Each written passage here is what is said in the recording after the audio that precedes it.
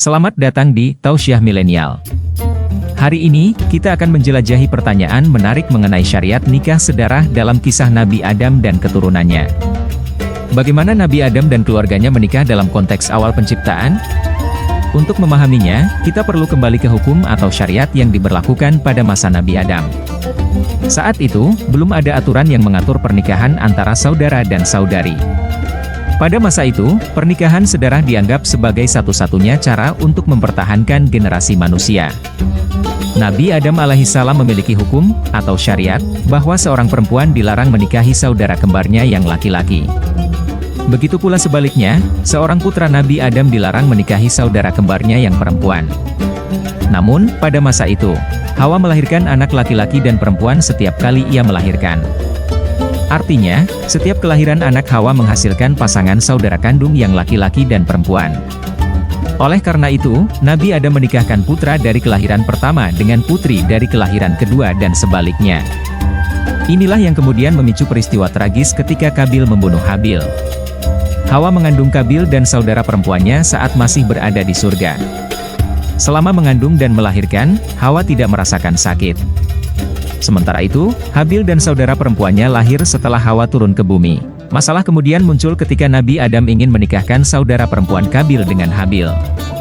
Namun, Kabil menolak karena saudara perempuannya itu cantik dan ia ingin menikahinya. Kabil meminta izin kepada ayahnya, Nabi Adam, untuk menikahi saudara perempuannya sendiri, namun Nabi Adam menentangnya. Kabil bersikeras karena merasa lebih baik dari Habil, sebab ia berasal dari surga sedangkan Habil dari bumi. Di tengah ketegangan itu, Nabi Adam memberi mereka syarat untuk mempersembahkan korban kepada Allah Subhanahu wa Ta'ala. Pemilik korban yang diterima akan menikahi saudara perempuan Kabil yang cantik. Kabil bekerja di pertanian dan mempersembahkan hasil pertaniannya, sementara Habil bekerja di peternakan dan mempersembahkan seekor hewan ternak. Allah Subhanahu wa Ta'ala menerima korban Habil. Kabil marah dan membunuh Habil, yang menjadi pembunuhan pertama di muka bumi. Kabil kemudian melarikan saudara perempuannya. Allah Subhanahu wa Ta'ala menggantikan Habil dengan Nabi Syit, yang memiliki saudara perempuan cantik yang sebelumnya adalah saudara perempuannya Habil. Kedatangan Nabi Syit membuatnya tidak dapat menikah karena saudara perempuannya yang cantik telah diculik oleh Kabil.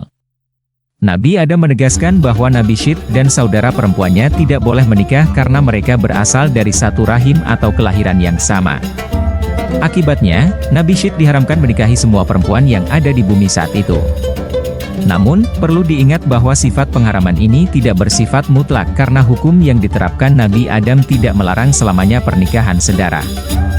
Setelah lahir perempuan dari kelahiran selanjutnya, Nabi Syit boleh menikah. Benar saja, setelah itu Nabi Adam dan Hawa melahirkan anak perempuan yang kemudian dinikahi oleh Nabi Syit. Perbedaan usia keduanya hanya terpaut 4 tahun.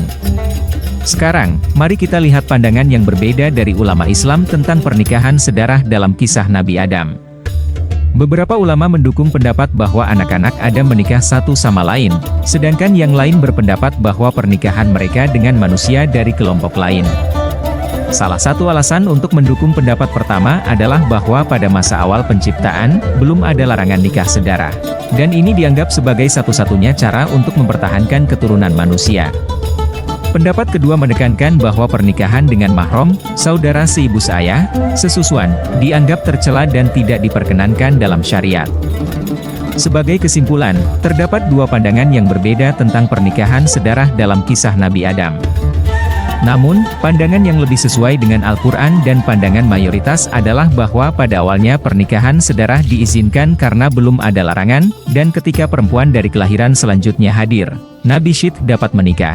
Semoga penjelasan ini membantu memahami lebih dalam tentang kisah Nabi Adam dan hukum pernikahan sedarah dalam konteks awal manusia.